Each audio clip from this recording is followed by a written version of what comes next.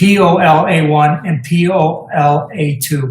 Are there any other items any board member wants to pull before we approve the consent agenda? Seeing none, we need a motion to approve the consent agenda. Motion by Ms. Brill, seconded by Dr. Robinson. Any discussion? All in favor? All opposed?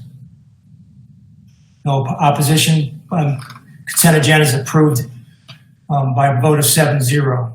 That takes us to the new business. The first item under new business is BRD3. I recommend the board discuss and take needed action regarding the recruitment and search for the new Inspector General. Board members, you have anything you want to start with on this? General Counsel, do we need a motion just to start this, or can we just start the discussion? There should be a motion to open this discussion as indicated. All right, I saw Mrs. Burrow's hand go up and a second by Mrs. Andrews. All in favor? Opposed, motion carries 7-0. Discussion now? Anybody want to? Dr. LaCava, you want to give us a report on where we're at on this? Sure. Good afternoon, board chair, school board members, superintendent. On the virtual Google Meet, I also have Mark Mitchell and Gail Williams, who would be here that are here to assist me with any questions that I might not have the answers to. But pretty much what I've done, if Mrs. Bass could also present the draft timeline that I have attached to the board documents for the specific piece, so we can go through it. But just from the last time we met, one of the things that was shared at that board meeting is that we wanted to put everything on hold until we got to some normalcy, until this pandemic was kind of over. So we put a lot of the search and the search items or the actions on hold for a minute. But we are ready to move forward, based on the direction of the board, or if we can approve this timeline, we can move forward with continuing with the search.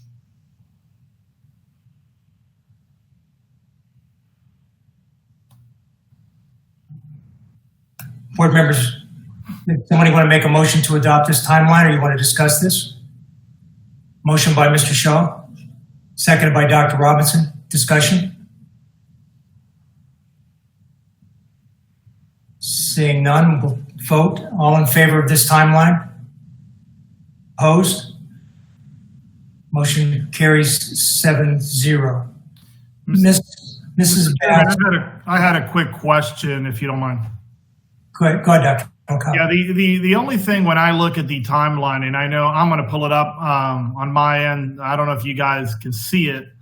I don't know if Carol's going to pull it up, but I had a question regarding how we want to approach the audit committee, because in the past we were going to meet with them, and I know that we were going to present to them documents and talk to them. And right now, I don't know what their technological abilities are. I don't know if every single audit member has a computer. And also, the other piece that comes to my mind, and General Counsel can kind of maybe help me with this one, is the confidentiality of documents going through Google Meet. So that was one piece that I just wanted to clear up. Maybe I can get a little bit of direction of how you want me to approach it. And but if not, we could always come up with a virtual meeting, to go and get some input. Maybe it's going to have to be a little bit different. But I know that my team would like some direction, so I will be quiet and listen. All right, before I saw two hands, Mrs. Whitfield and Ms. Sproul. Before I call on you, I think the Inspector General had some ideas on how to deal with this. Mr. Chu, do you want to give the board some suggestions on what you thought you would do with this? I have talked with the chairman, David Tarley, and then he's aware.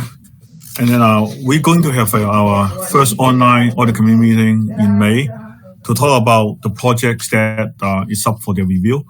I'm going to talk with the chair again, just to bring up to speed about what we're facing right now.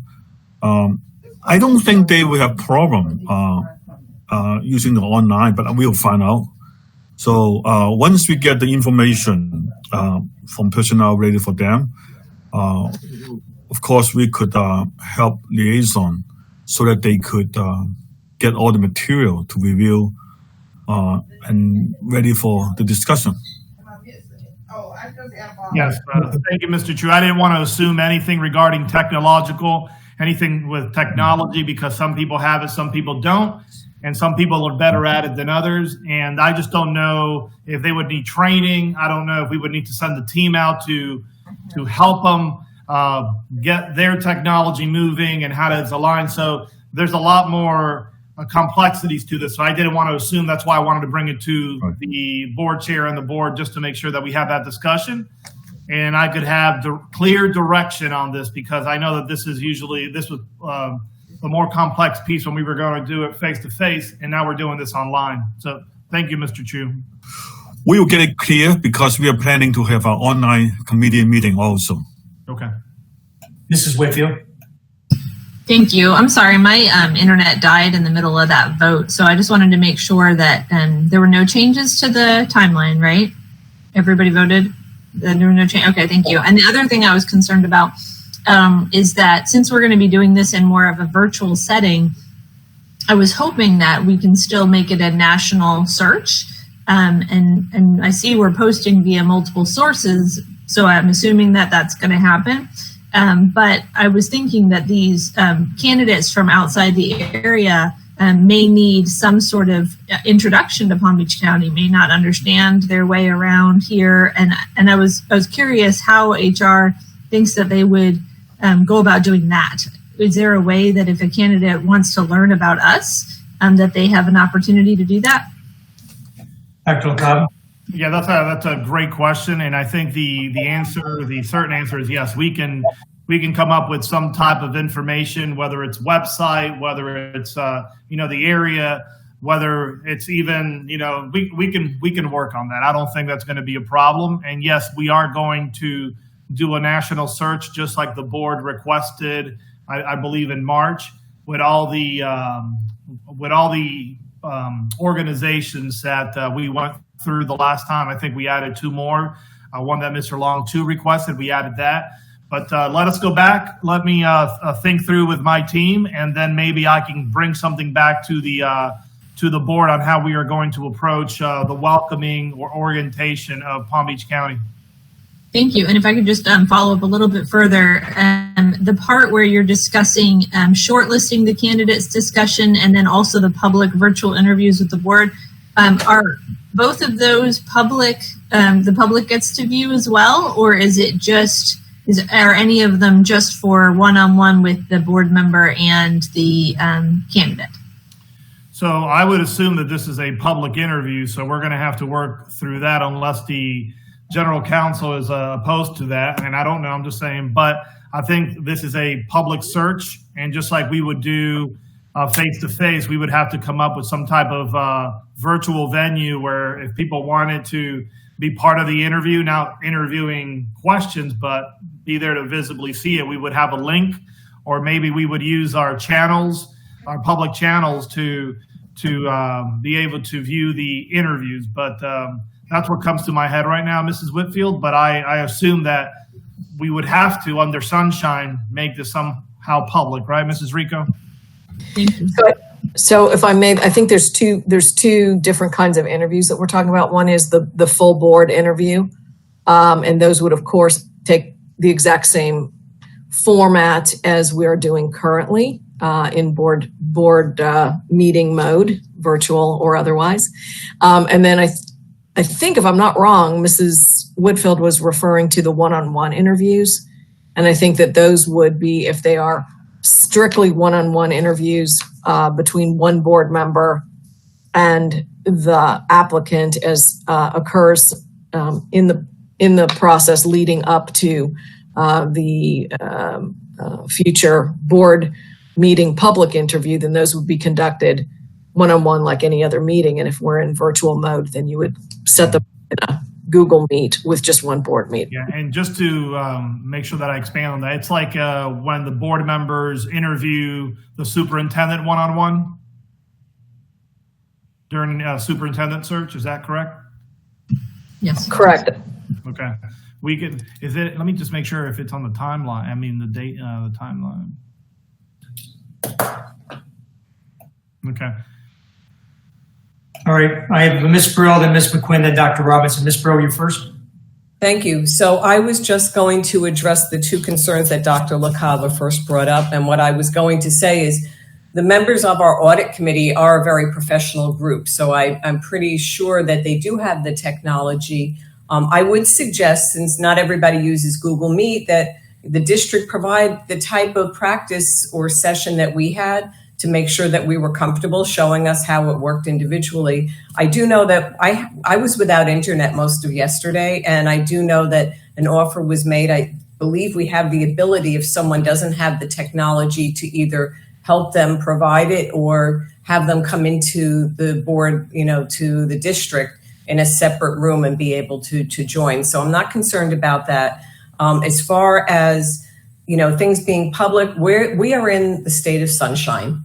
So once somebody applies, that's it. When the names are out, everything is out in the open. So I do want to make sure, I know that when we have used our outside search agencies, they've made sure that applicants know that this is the sunshine state, and that once they send something in, it is public knowledge, public record. So I would just ask Dr. LaCava to make sure that in any ads that we run or any follow-up, we need to make sure the public knows that if you're in another state and you are applying, your name is going to be out there. So that would be my ask, is just to make sure people are aware of that. And that was my comment. Thank you, Ms. Brill. Dr. LaCava? No, I got it. Okay. Ms. McQuinn, you were next.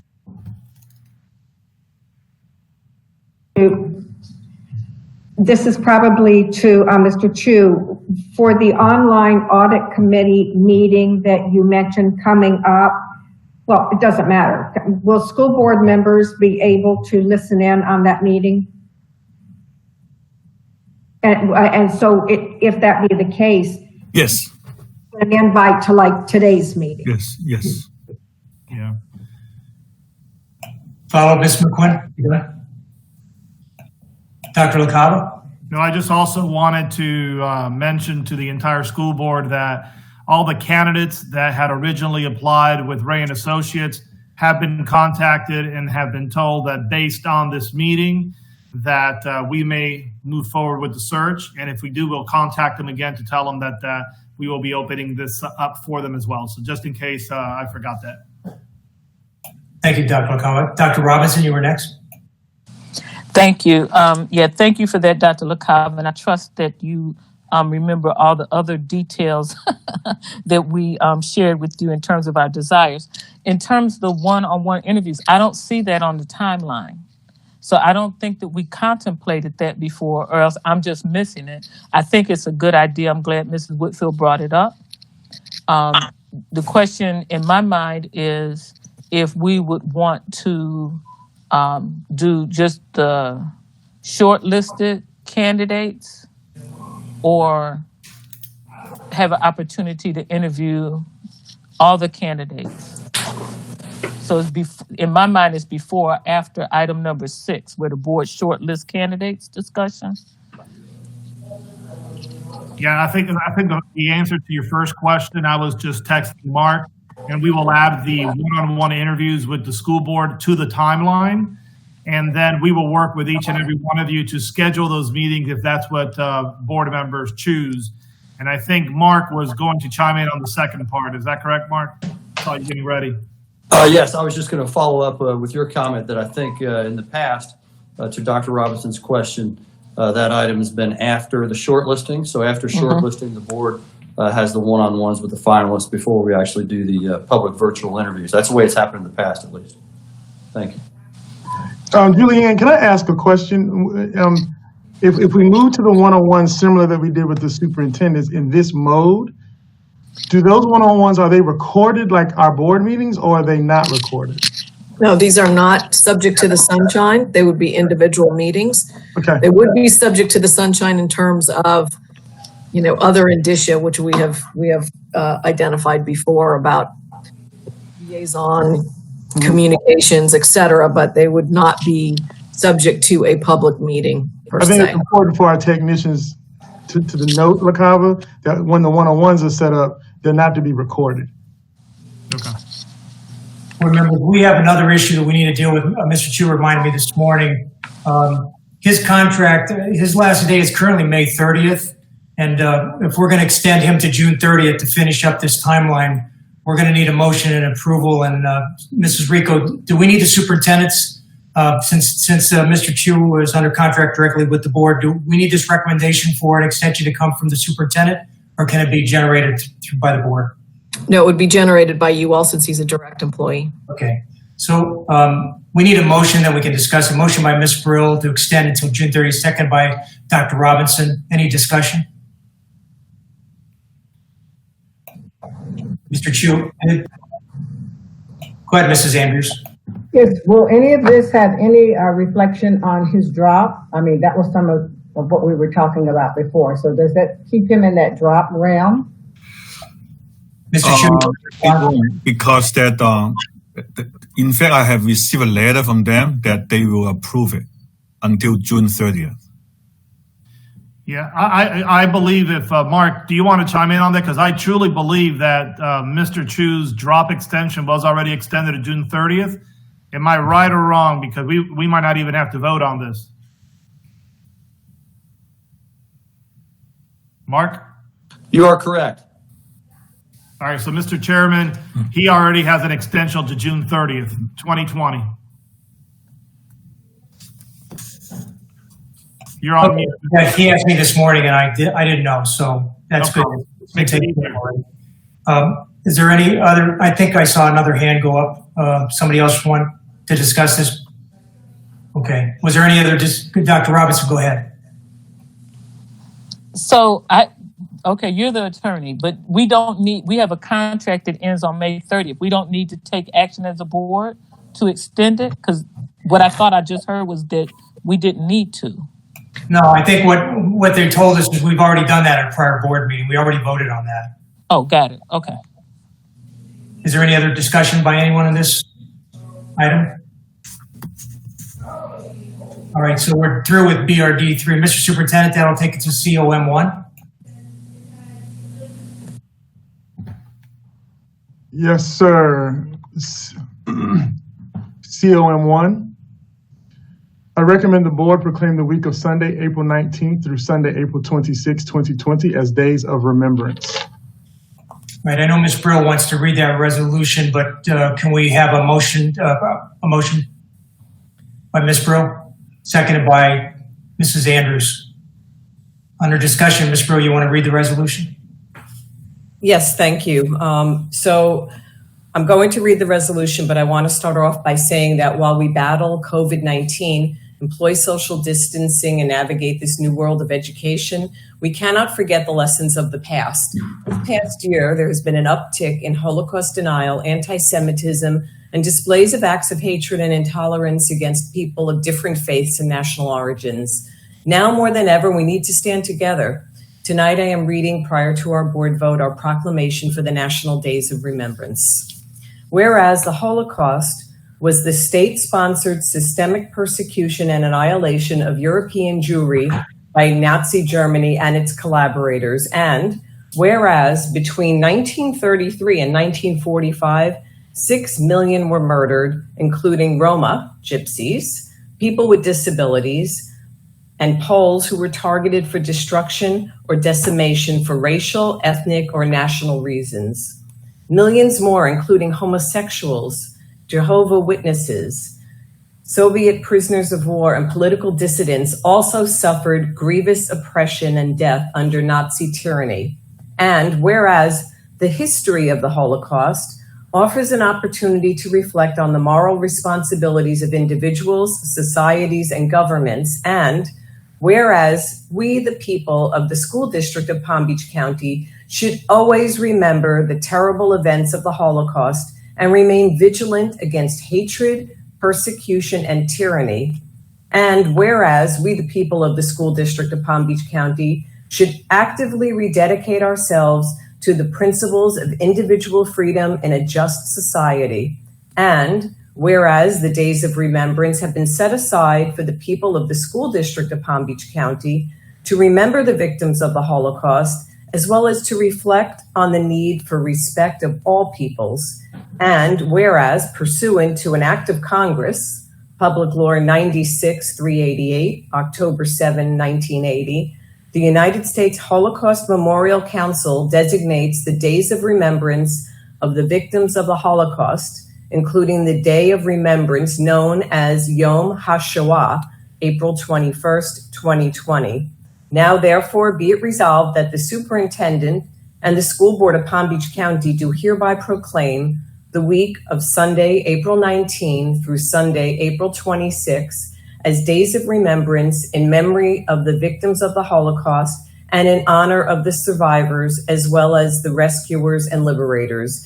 And be it further resolved that we at the School District of Palm Beach County should work to promote human dignity and confront hate whenever and wherever it occurs. Done this 29th day of April 2020 in West Palm Beach, Florida. Thank you.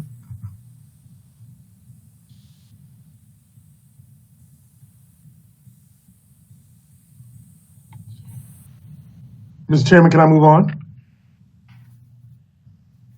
DSI 1. I'm sorry, Mr. Superintendent, I was talking and my microphone was off. We need to vote on that. We had the recommendation, we had the proclamation read. All in favor? Opposed? Motion carries 7-0. I'm sorry, Mr. Superintendent, you can go on with DS1 now. I recommend the board approve the memorandum of understanding with Palm Beach State College effective July 1, 2020 through June 30, 2021 for the purpose of strengthening our collaboration and developing a seamless system for high school and adult students to continue their education at the post-secondary level. All right, we have a bunch of people who want to speak, but I think Mr. Shaw was first. You want to make the motion, Mr. Shaw? And who wanted to second that? There was a bunch of hands on Dr. Robinson. All right, under discussion, I have Mr. Shaw, Ms. Andrews, and Dr. Robinson. I don't know if you were just making the motion or you want to discuss it. So if you want to discuss, Mr. Shaw, no. Mrs. Andrews, you were next. No? Thank you. Yes, I want to discuss. First of all, I want to thank Chief Oswald, who actually led the charge, and Dr. Fenoy and all of the team with Palm Beach State College. I want to thank Dr. Parker. This is a long time coming. I mean, really, since 1998. This is a big deal, everybody. And I'm truly excited tonight to see us make this move. And thank you, Palm Beach State College, your board of directors, working so closely with the School District of Palm Beach County. This will make the difference for children as well as adults as we move forward. Thank you. Thank you, Mrs. Andrews. Dr. Robinson? Yes, I just want to ditto everything Mrs. Andrews said, and I want to add glory, hallelujah. Thank you, Dr. Robinson. Ms. Burrow? Thank you. So I'll start off by saying ditto, but I would like to ask the superintendent to give us some updates later on when the time is appropriate on exactly what types of programs are being offered and where throughout the county they're being offered, at which locations. But I'm particularly interested in hearing about the new programs that are going to be available to our students. Thank you. No, Ms. Brill, we will absolutely do that for the entire board. I mean, obviously, the way that this new document has been structured, that allows us to revisit it on an annual basis. It also allows us to take and receive and solicit community input. Now, let's be very clear. I think the next 2 years are going to be an interesting challenge financially, but I think we are now poised to be an active participant with the adults in the community in terms of if they need retooling, we can maximize all our facilities, and we can really be creative. And I think so the original intention from my perspective was not to hurt Palm Beach State. I think they've been great partners, but it allows all of us, with the potential, well, obviously the great work that the Glazed Readiness Roundtable has done with West Tech, Ms. McQuinn and Ms. Dr. Robinson and I have been talking about some North Side sort of programming and things like that. And then obviously, South Tech, which is in your community. So again, there's nothing set in stone today, but this opens the door for real conversations for us to be nimble to meet the needs of our entire community. So I'm thankful that we were able to get it done too. All right, if there's no further discussion, we'll take a vote on the motion. All those in favor? Opposed? Motion carries 7-0. Mr. Superintendent, FMPA 4. Yes, sir. I recommend the board approve the renewal of bid 16C-28L for musical instruments and accessories for the period of July 8th, 2020 through July 7th, 2021, not to exceed $1,900,000 annually. Motion made by Mrs. Andrews, seconded by Dr. Robinson. Discussion? Dr. Robinson? Thank you. I pulled this just to note the opportunity to work towards equity here. So we know that some children have more opportunity to be exposed to music lessons and so forth than others. And so I just really want to put that on the radar. I know we're in a crisis time where we're really focused on almost day-to-day survival but as we have this opportunity to tweak and to improve, that we have that on our radar. And I also think that this pandemic has shown us that our community will step up when we point out the need. And I think that this is one of the things that we should structure a plan so that I think some schools need more musical instruments than others because their children don't have the opportunity for exposure, in the out of school hours as some children do. And so I just wanted to make the point that this is an equity opportunity, and I would hope staff would think about that and kind of outline a music lessons equity plan for us. And then even if we have to go to cultural council or whoever to ask for support, we could do that, but we have to have the plan outlined first. Thank you. Thank you, Dr. Robinson. Ms. Whitfield? Thank you. So since we're talking about this, when this came up, I was pleased to see it because I've been through 2 different schools with my daughter in band now, and both of them at Title I schools. So I got a chance to hear about kind of the really sad state of affairs for both the schools on the equipment that they had. So the question, I kind of assumed that this was going to go to replace some of the really poor musical instruments that we have at some of our schools. But is that the case? Will we be, using this opportunity and this funds to replace some of the instruments that we have at these schools and, maybe get rid of some of the ones that are really in terrible shape? So the answer to that is yes, but I think you have to kind of go back to Dr. Robinson's comment. As a former musician, my son is now in band.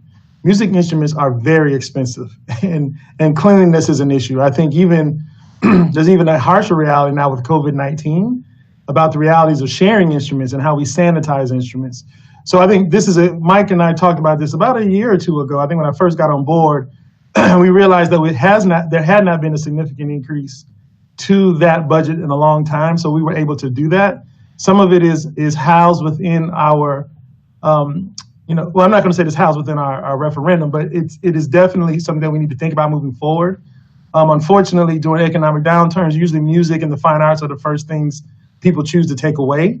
I think we're in a very fortunate position to maybe not have to make that decision because of our referendum, but this is a great first step, Ms. Whitfield, but it is not the end all. We were going to have to figure out, I don't know if Dr. Robinson said it, but we were going to have to solicit other support to make sure that our kids get access to these wonderful instruments. But we have amazing music programs. There are people who are exceptionally jealous, not just of our specialty schools, but the reality is that we have traditional schools that have tremendous music programs. I think there's an opportunity there to do better. Mike, you have anything to add? No, sir, you covered it.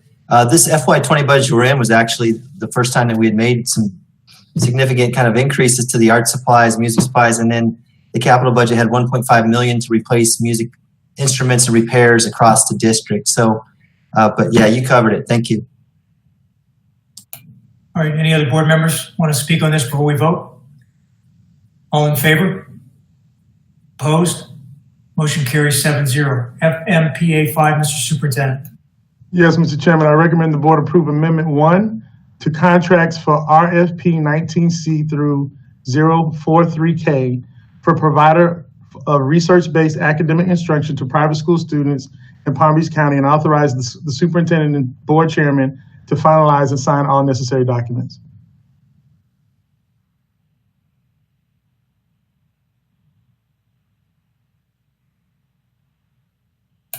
Motion made by Ms. Brill, then seconded by Ms. McQuinn. Thank you for pointing to my ear and reminding me. This button is driving me nuts. Any discussion? All in favor? Oh, Wait. Go ahead, Dr. Robbins. I'm going to vote against this because this is one of those items where we are forced to share public dollars with private schools.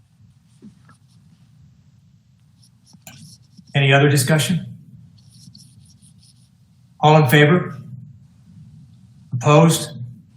Opposed. Motion carries 6-1 with Dr. Robinson in opposition. Next item, Mr. Superintendent, P1. Yes, sir. I recommend the board approve the personnel agenda as amended. Motion made by Dr. Robinson, second by Ms. Shaw. Discussion? Mr. Shaw, I'm sorry. Getting late here. Any discussion? Oh, Ms. Brill? If I'm looking at the right thing, this is our in memoriam. So don't we still need to have a moment of silence for that employee? Mrs. Bass told me before the meeting there were none on there. Are there? Somebody? Is there some on there? Yeah, we'll scroll down to this page 2. Let me get there. You want me to read it? Yes, would you go ahead, Ms. Brill, go ahead and read it. Okay.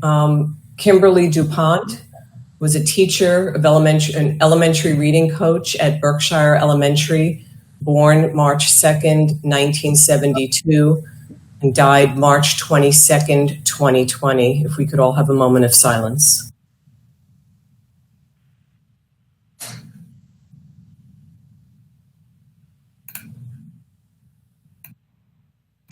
Thank you, Ms. Brill.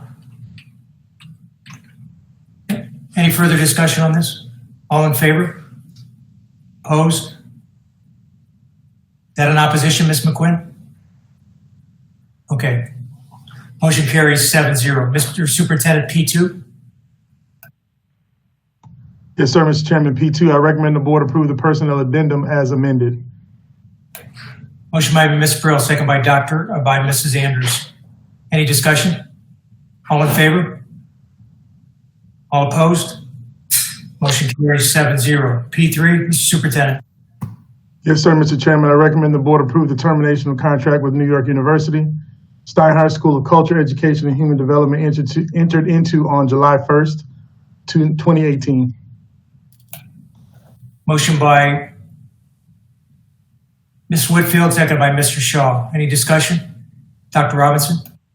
Thank you. I pulled this because, so I was told, okay, in the answer it says this contract's being terminated due to the anticipated budget reductions.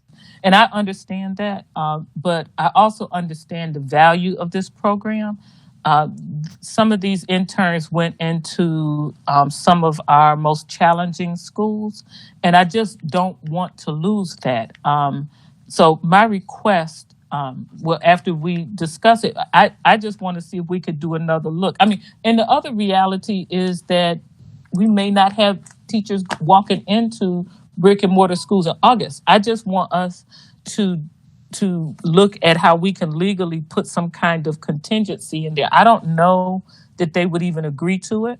I don't know if the interns would want to be, out there in limbo, so to speak. But this is a program that I think has been very valuable.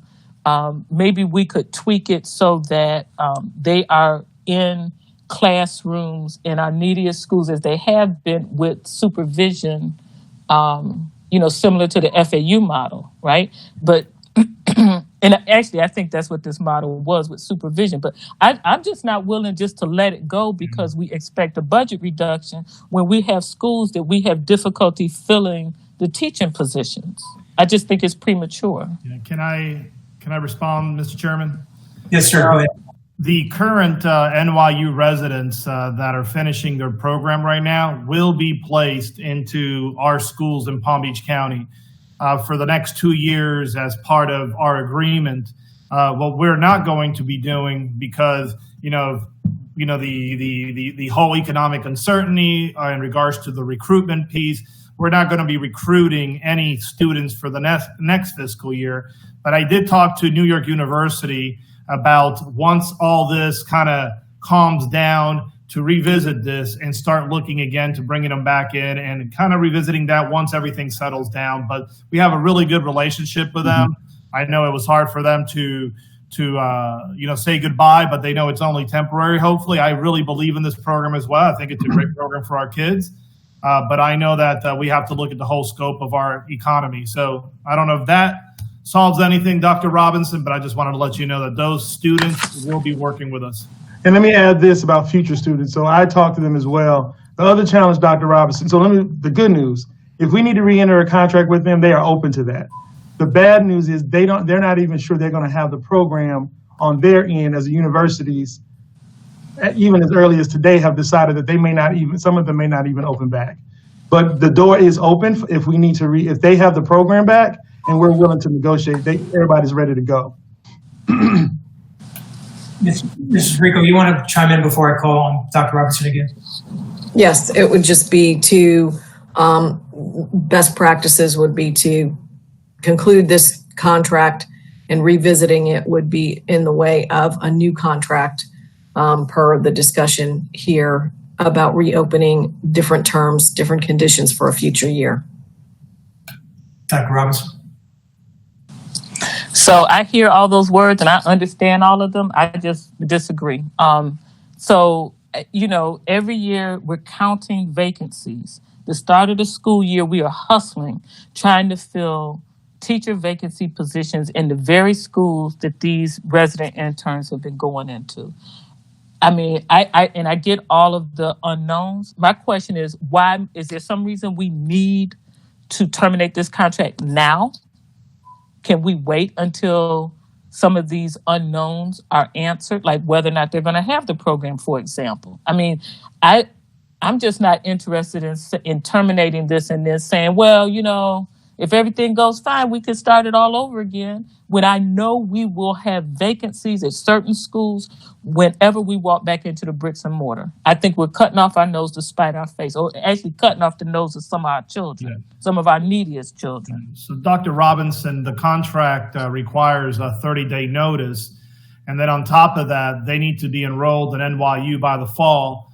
And then they would have to spend a lot of resources recruiting from their end as well. And so that's why we decided at this moment, because there's so much uncertainty, to stop it. Because if not, we could not say that we were going to have X amount of students. So there was a lot of little pieces and deadlines that needed to be met. And we just didn't even know we were going to get back to school by August or September. And a lot of this recruitment takes place now, and the resources are implemented now. So that's why this had to be pretty quick. And so that was why I, brought this up to the superintendent. Dr. Robinson, go ahead. Okay, I'm still not going to support it. I actually thought the answer to my first question was going to be that NYU said that they could not fulfill it for the next year, right? That's what I expected the answer to be. I hear what you're saying. I also know where there's a will, there's a way. And I also know when we open up, there's going to be children who are going to be sitting in the classroom with a less desirable adult teaching the class. How about that? So, I mean, I don't know. I just think it's short-sighted. Let me ask a question, Dr. Okaba. So is it that we're afraid we're not going to have the money to do this, or are we afraid that the university is not going to have the program? What is the reason I know that the 30-day thing is there, but what is the reason we're not moving forward with the contract and we're giving them notice? Would you answer that one, please? Sure. I mean, I think those are two great questions. Number one, I did not know if my department was going to have that money to continue with the program. And I think the second question, I couldn't answer in regards to NYU. Was that the question in regards to NYU, Mr. Barbieri? They want to continue having the program, but they require at least 15 students to do so. And for the student, once they're selected, NYU pays half, we pay half. So it's still a very expensive program for the students. So they were also a little bit worried about the recruiting piece. We needed at least 10 individuals to sign in. We have not reached that marker yet. So it's really an economic decision. And I don't know if Mr. Burke has any additional information in regards to the budget, but that's where those are the two pieces I saw. They didn't know if they were going to be able to have the budget, and I don't know if I'm going to have that money to continue, moving forward. Ms. McQuinn, I know you want to ask a question, but let me ask Dr. Powell. So, or maybe Ms. Rico, can we get everybody to agree that we're going to wait until later in the summer to decide whether or not we're going to go forward? Because it looks like it's either side could have an issue with moving forward. Rather than terminating it now, let's see if things can work out rather than going for a brand new contract. Can we just get an extension on the cancellation provision so that everybody waives that requirement and we can cancel on 3 days' notice at any time in the future, either side, so that we can move forward and keep this contract in place without having to go through all the rewriting and the new contract and everything else. Is that a possibility, Mrs. Rico? I mean, I certainly think an amendment to the contract would be legally appropriate if that's what the other side wanted to do, but those are, decided by the direction here and whether NYU would want to go forward with it. I mean, legally, you could do an amendment to modify the notice provision. Ms. McQuinn? To the degree that we can, I'm very disappointed, and I think the reason given in the recommendation was for budgetary considerations, not knowing where we would be. If there's any way to keep this, we've had so many board discussions about ways to get teachers into our most needy schools, that even if it's just a drop in the bucket, I think we make a mistake in letting it go. Mrs. Anders. Thank you, and I concur with Dr. Robinson and Mrs. McQuinn. I was looking forward for this program to help out in the Glades region. I think, if I'm not mistaken, some of these candidates have to pay money out of their own pocket for housing. Is that true? Yes, you're absolutely right, Mrs. Andrews. Some of these individuals that are graduating are paying, for their cost of living expenses. And when you get people committed to travel all the way from New York, from a prestigious university that can come here and is willing to work in our Title I schools in our neediest areas, we've got to do everything in our power to save this program. So whatever it takes, I was looking forward for the future so that it could expand even more. So we've got to do what we have to do to keep this going. One thing I want to put on the board's radar. Again, we haven't had it, and we will in short order. But there's a reality of the union contracts. If we find ourselves in a position where teaching positions have to go away, these people will have to go first under the seniority rules. And so I just want to be mindful. So I don't disagree with anything that you're saying. The question is, if we bring a new set of teachers in, and they relocate to Florida, do we then turn around in short order and send them packing? And that's again, we're far from that conversation. I just want to put that out there for people, that if we move forward, we still have union contracts when the hard decisions have to be discussed. Ms. Brill, you were next, then Dr. Robinson. Thank you. And so I appreciate this conversation. I was a little torn about the contract myself. I will tell you, as your resident New Yorker, yes, I'm here 30 years, but you can't take New York out of the girl. I listen to Andrew Cuomo every day. As bad as we have things right now, It is nothing like what New York is going through with their educational system and with their universities. So I will be very surprised if on the other side, they are able to fulfill the contract. So I think that's a conversation to be had for Dr. Gonzalo or Dr. Fenoy to address amending the contract. But quite frankly, it's heartbreaking what New York City is going through. And I just don't know that they're going to keep that end of the contract. Dr. Robinson, then Mrs. Andrews.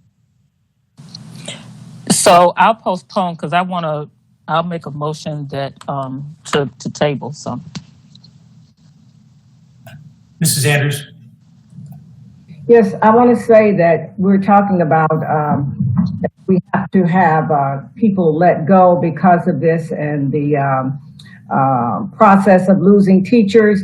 When we talk about teachers going into your Title I school and your at-risk schools, you can go through all of these processes, but to get the right teacher that truly wants to be at that school, you're not going to get that because sometimes people will quit before they take a position sometimes.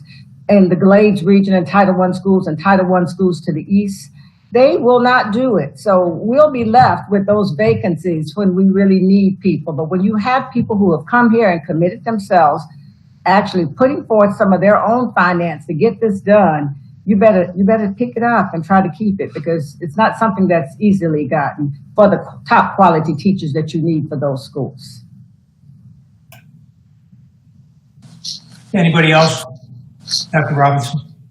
Yes, I'd like to move to table this discussion to the May 2020 school board meeting to give staff the opportunity to work with NYU on an amendment that would keep this moving forward if circumstances allow.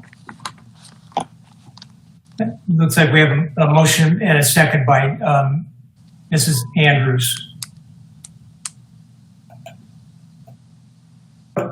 Mrs. Rico, is there no discussion on a motion to table, or is there? I don't remember. Mr. Harris? I don't have Robert's rules with me, but I think you can have some discussion. I thought you wrote that book, Mr. Harris. I didn't think you No. All right, discussion, Mrs. Whitfield. I just wanted to make the comment. One of the things that I think is going to be really difficult for us in the upcoming year is that we're going to have to make these terrible decisions that are going to get rid of things that we like, a lot of things that we like, and all of it will be to try to save jobs. So I'm fine with tabling this until May, but I think that we as a board are really going to have to get to a place where we can make these decisions. And when staff brings to us this is actually a little bit of an easier decision because we're canceling something that is upcoming rather than getting rid of something that's currently going on. I think that's where it's going to be really hard. I think we're going to have to let staff bring some of these items to us and realize these are the low-hanging fruit and things are going to get a lot harder. And I'm worried about that coming forward. So I would love to see if we can find a way that the world's going to get better, but I don't see it coming that way, unfortunately. Rico. Thank you. And this is relative to what the board desires to bring back exactly. If you want a renegotiated contract to be brought back or a different format with an amendment on it to extend, et cetera, or are you, because that would be not a motion to table. That would be saying vote this down and bring it back with an amendment or bring it back with an amendment. I mean, what are you, I just want to be clear about what we're supposed to be bringing back.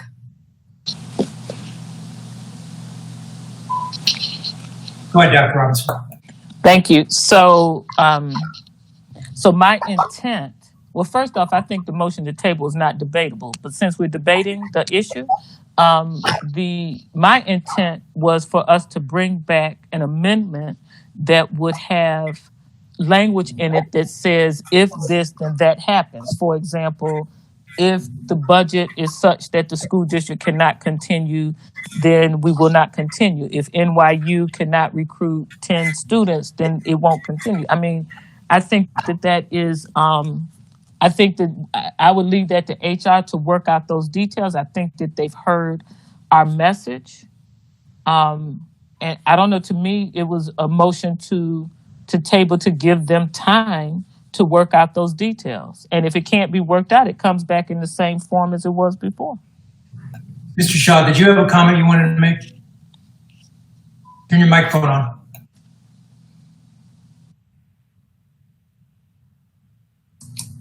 Sorry about that. It's similar to what Dr. Robinson said. I think that if we want to make a decision to table it, let's table it. But I'm afraid that what we're doing is exactly what Dr. Robinson said. We may be coming back in a month from now and have exactly the same issue, and it won't even begin to address all of the things that will be coming forward in the future. But I think that this is one of those times. I think Mrs. Whitfield was absolutely right. This is one of those tough decisions. And if we need teachers, we need teachers, and we're going to need the same teachers in May. We're going to need the same number of teachers in August.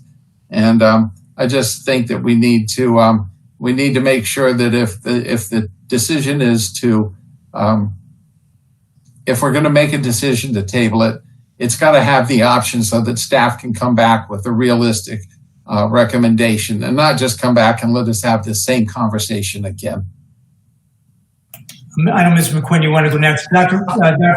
Roy, I guess my only concern is what you said. I mean, if we table this until May 20th, that'll be before we make any commitments to any teachers to move here, because I wouldn't want to see us have people move down here. You know, there's probably lots of people who like to escape from New York at the moment. And I'd hate to see somebody make plans to come here and then, you know, and on May 20th, we tell them the deal's off. So how, I guess, Dr. LaCava, how quickly would, if we postpone this, would anything happen with respect to bringing any of those interns here in the next 30 days? Yeah, Mr. Chairman, I just want to let you know that the majority of the students that are enrolled with us were actually living in the state of Florida. So I believe like 5 out of those 7 were from Florida, and they were doing satellite. Only about 2 of them actually came from New York. So when NYU recruits, they first start in the state of Florida, and then they amplify. So, but I think they had some names already in regards in the recruiting pool, and we were working with them. So I could always go back. I could always have a conversation with them and see how far they are in their timeline, because I think their fall semester is going to start. But again, I don't know how that's been impacted by COVID-19. They could also say that we're delaying everything. So let me go back and ask a couple of questions and have a conversation. Yeah, I think to sum this up, I wouldn't. I know the board still has to accept Dr. Robinson's motion. I will accept that motion and give us time to look at that. I will say again for the board, I think in these certain times, even if we go into the contract, we're really going to sit with the attorneys and the union contracts, discuss potential future action. You know, and so again, but I absolutely have no problem going to look at that and just see where NYU is in this. Like I said, you know, there's so much changing. And I think that would be the question for Julianne's team when they start talking to NYU. If their budget shortfall occurs, you know, what I don't want to do is if they're assuming part of the responsibility and we're assuming part of the responsibility of finances, and during the middle of the contract, they no longer have the money, are we willing to accept that burden? And so, but I think we should, I mean, I have no problem looking at it. Ms. McQuinn? Okay, I need to pull my thoughts together, and I know I'm going to bring up something that's not pretty. And I know what we're talking about. We've had, you know, each of us have had discussions with the superintendent about some worst case scenarios with the upcoming budget. I just want to say publicly that the last thing that goes in our budget, in my opinion, are our teachers. So, I mean, we need teachers, we need our principals, and we need our superintendent. I think that's by statute. And I guess we need school boards. Yeah, I think that's by statute too. Everything else has to go before we talk about not having teachers. And I have to make that statement. And I think part of this is moot until we see if NYU wants to say, we can't do this. So thank you.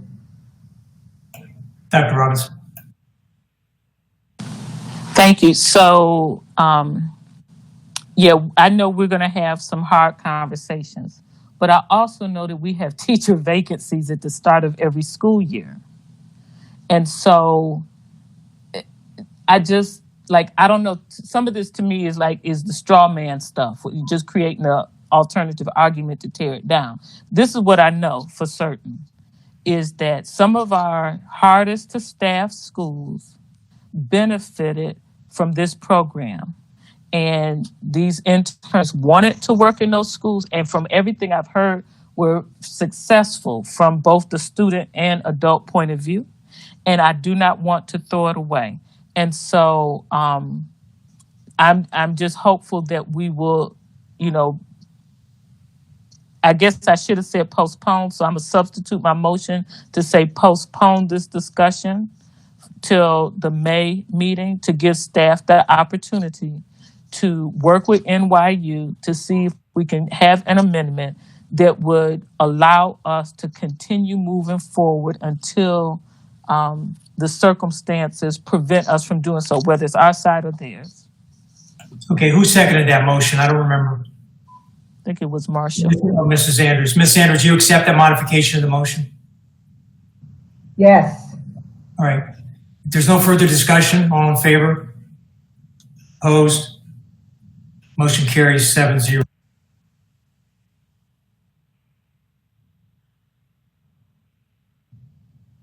Mr. Superintendent, POLA1, I believe. Yes, sir. POLA1. I recommend the board approve the development of the proposed revised policy 5.1814, zero tolerance, previously named most severe consequences. Motion made by Ms. Brill, seconded by Dr. Robinson. Discussion? Dr. Robinson? Thank you. So first, let me say that two things. One, I am so thrilled we are finally here. This is a momentous day. I should write it on the wall. Some really good things are happening on this board agenda. The second thing I want to say is I really hate when policies are on the agenda for our business meeting, but nevertheless. So let me just move on with this. So for line 10, when it says not less than 1 year, I understand that no early readmission is possible under zero tolerance, but I think that the policy should refer to the statute that says no early readmit is possible for zero tolerance. And so I don't know if you want me to go through, I have like 3 or 4 things, if you want me to go through all of them or do them one by one. Probably easier, unless anybody has any objection, let's go through all of them, Dr. Robinson. We'll list them out there. Okay. We'll list them all. Okay, and then the second thing is, like line 12 says, this policy shall apply equally to all students regardless of race, gender, or economic status. I think after that, it should state what policy addresses similarly situated students with IEPs. And then the third comment is under line 62, when it talks about mitigation. Okay, so never mind. I'm gonna scratch that. I went through this with our general counsel yesterday, so I do understand that there's, even though the law says if you've done these certain things that you shall be expelled, but there could be mitigating circumstances as only determined by the superintendent, right? And so, I know. So on this line 61 to 62, I want to suggest that it says nothing in this policy shall be construed to remove the discretion when allowed by law of the principal designee district administration in cases where mitigating circumstances may affect decisions on disciplinary actions. I think that the only person who can apply mitigating circumstances as appropriate for zero tolerance is the superintendent. And so I need us to discuss that. I think maybe general counsel needs to weigh in first on that, because I don't want to set up, as we move forward here, I don't want to set up a situation where each principal can determine what the mitigating circumstance is when we say that we have a policy as in law that if you do these certain things, you shall be expelled. Mrs. Rico. Thank you. And I'm going to actually defer to Ms. Carmona, who's on the line. And she's got the zero tolerance policy statute there with respect to allowing anyone other than the superintendent to make the mitigating discretion. Yes, good afternoon. The statute does allow or requires the superintendent to have discretion in terms of mitigating circumstances. We can add some additional language to this policy, clarifying that. I believe that the intent of the fabulous group that worked on this from Support Services and Safe Schools was to indicate that staff could then, if there were exceptional circumstances such as a 5-year-old who commits a zero tolerance offense by mistake, not knowing what his acts, the consequences of his acts were, that information would be brought forward, but it would be up to the superintendent to ultimately determine whether or not those were mitigating circumstances. So I guess Dr. Robinson's question is, can that be added to the policy so it's clear that only the superintendent makes that decision after he gets all the facts? Yes, we can make that revision. Okay, Dr. Robinson, the other two, Mrs. Rico, did you get the other two changes she wanted to make? The issues? Yes. Both those revisions can also be made very easily. Okay. Any board members want to discuss anything else? So we need a motion to make those changes to the policy. Motion by Mrs. Whitfield, seconded by Dr. Robinson. Any further discussion? Dr. Robinson? Thank you. So this kind of spun out of my conversation with General Counsel about this. So this policy and the next one both refer to the Discipline Review Committee. And just to not belabor the point, I think that we probably need to have a separate policy that outlines the Discipline Review Committee. As much as I hate more policies, right?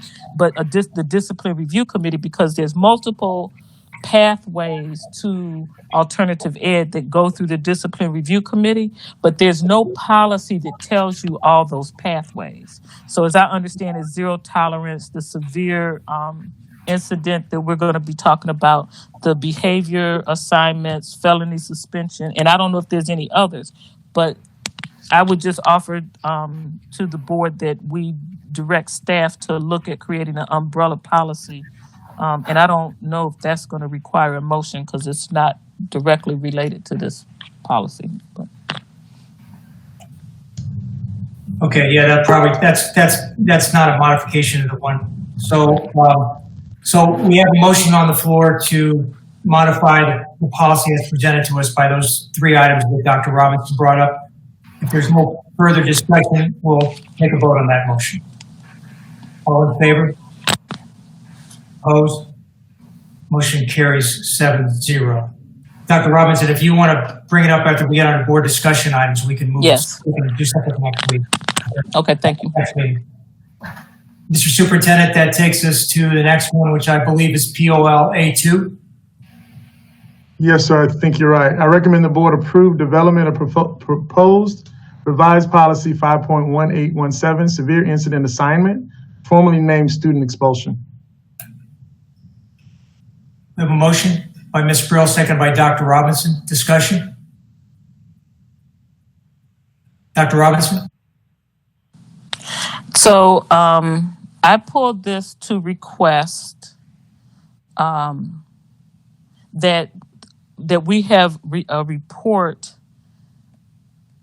Actually, I think I'll make this part of the Discipline Review Committee conversation.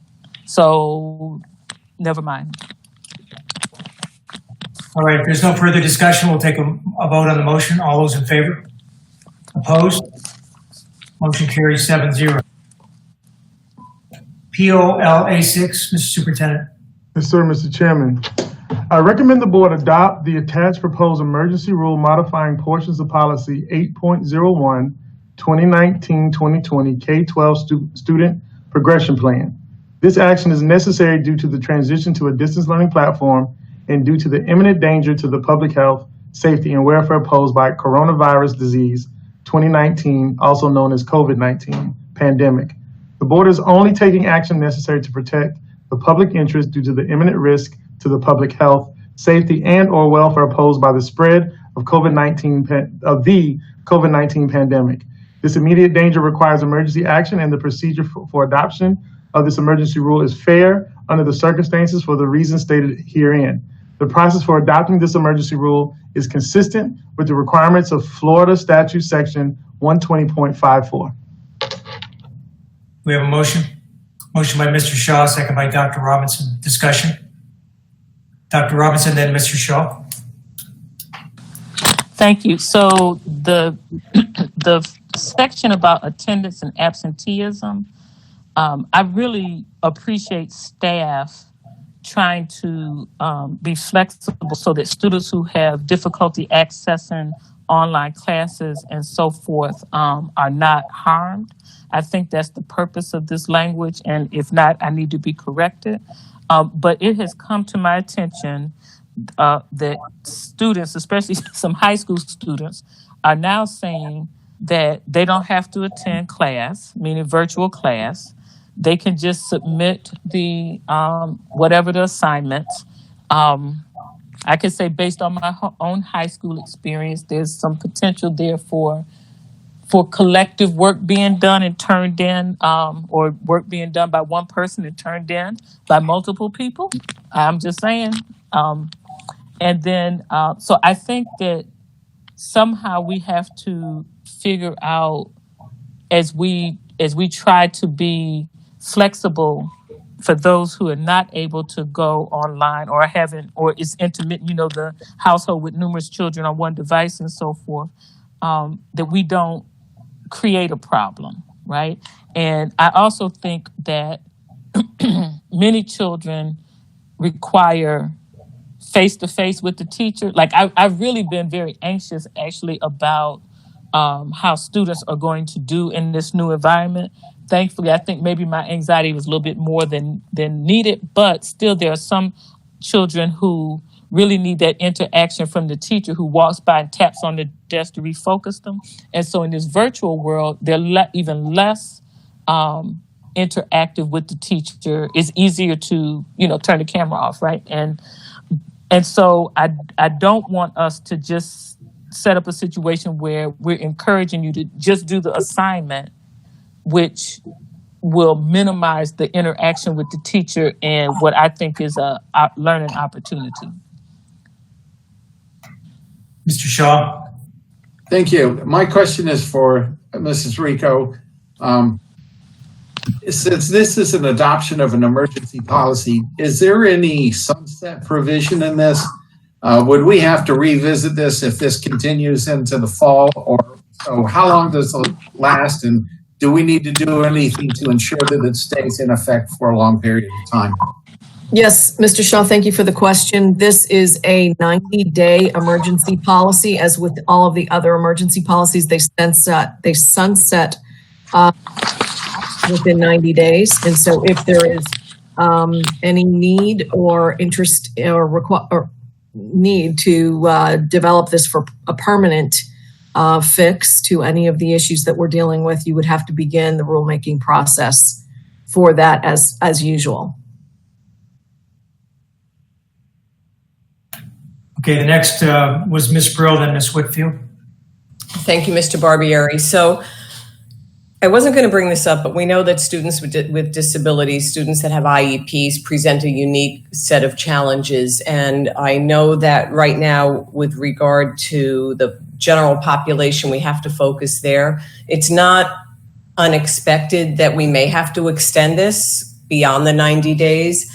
By that point, I would ask the superintendent to give us an update on where our ESC students are, how we are educating our children in schools like Royal Palm School, where there's a lot of one-on-one and therapy involved. I know that nationally it's a huge issue, and I'm sure you can all appreciate that. But as we speak about pupil progression, we do need to talk about that population. And I've been quiet about it because this is just such a different world that we're in, but I'm hoping that we can have those conversations. Thank you. Ms. Brill, the good news is that Kevin McCormick and his team are focused on this night and day. I'm not yet comfortable having a workshop because there's still so much to figure out. But I think sometime this summer, I think we'll be in a better place to have that workshop. So I would like to offer doing a workshop specifically to that world, which is so different, in the summer sometime. Ms. Whitfield. Thank you. I just wanted to give Mr. Oswald an opportunity to answer a question I had yesterday. We were talking about the IB and ACE classes and about college credit, whether or not it was going to be, if they were going to still get that. So I don't know if he's around, if he has the answer to that question. Mr. Superintendent? Yes. Online, he can answer that question. Mr. Oswald? Yes. So each of those accelerated coursework, such as IB, ACE, and AP, have set up special considerations to earn college credit. So, for example, AP has changed their assessment to a take-home test. They'll take 2 written essays, and those will be submitted to College Board for scoring and for college credit. In ACE and IB, we're actually providing training on that tomorrow with principals, and they have a different rating where they're going to rate. I don't have all the specifics. I think Diana Fetterman or Dr. Sheffield may have more of the specifics, but they're actually using a different protocol for college credit as well as IB. So they are working towards that piece, each of them having their own separate pieces. In relationship to Dr. Robinson's question earlier regarding attendance, yes, that is the reason for that language to be in there, so that students do not have the consequences that are traditionally seen as being in a bricks and mortar building. Dr. Robinson, then Mrs. Andrews.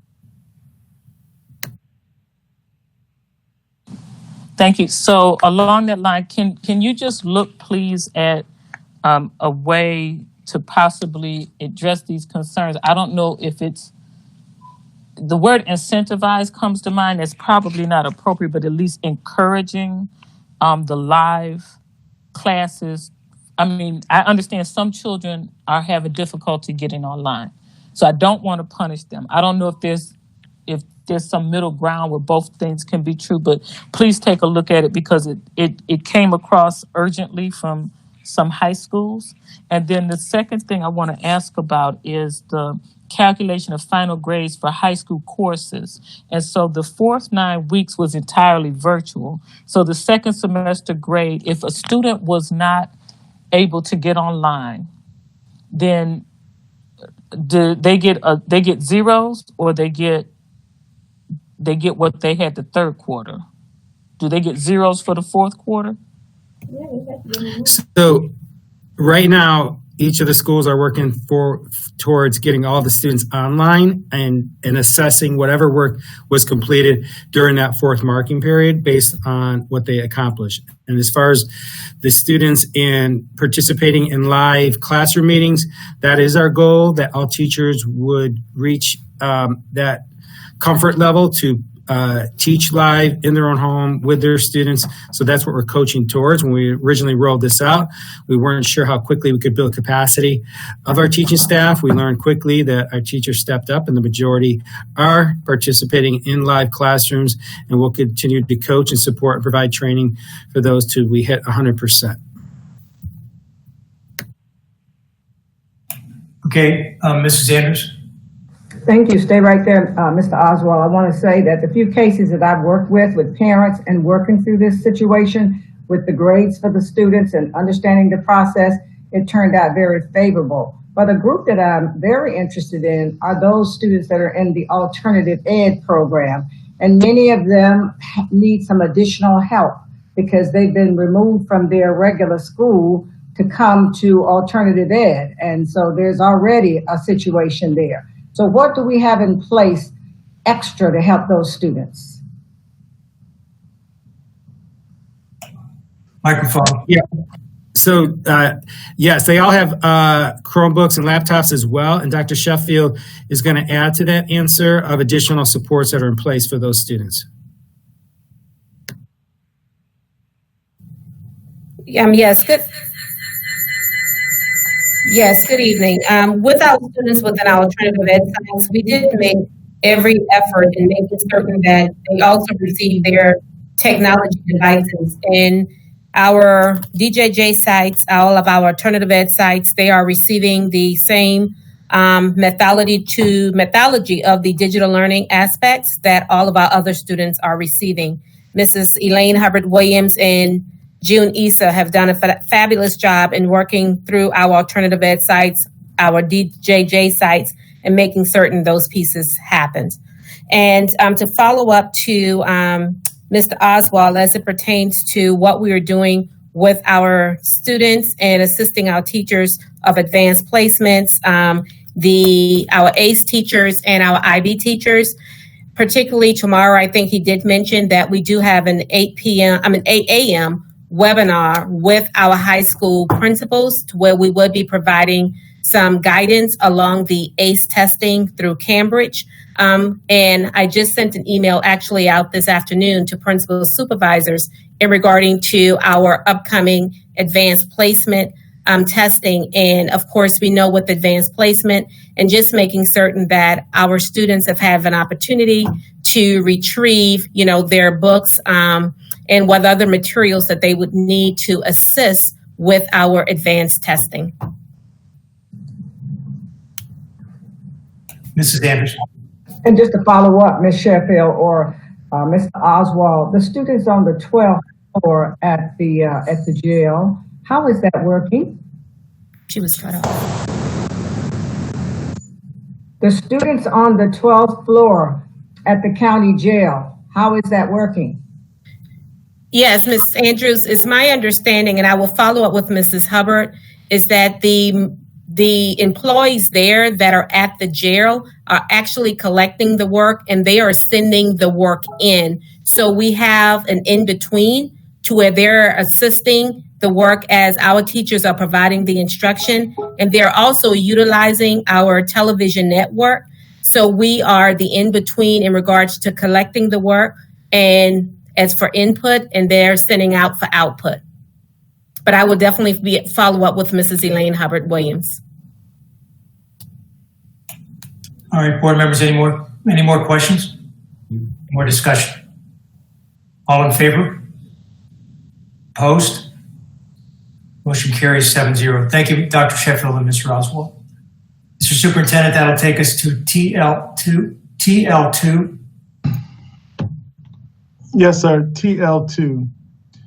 I recommend the board approve the application for a cost of living COLA increase for the district's Head Start and early Head Start programs for the period of October 1, 2019 through September 30, 2020, and authorize the superintendent and his or her designee to sign all related documents and contracts.